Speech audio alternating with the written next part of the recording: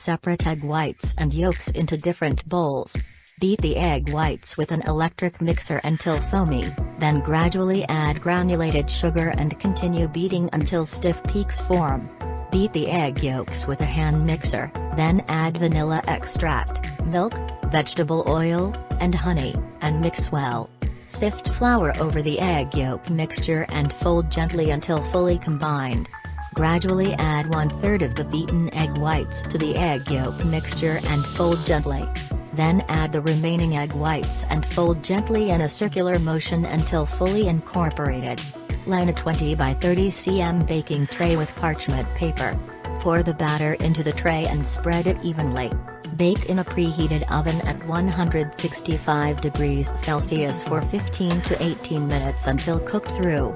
Allow to cool in the tray for 30 minutes at room temperature. Meanwhile, whip the whipping cream with an electric mixer until stiff peaks form. Once the cake has cooled, remove it from the tray and peel off the parchment paper. Spread the whipped cream evenly over the cake and roll it tightly. Place in the refrigerator for 30 minutes. Remove from the refrigerator and spread more whipped cream on top.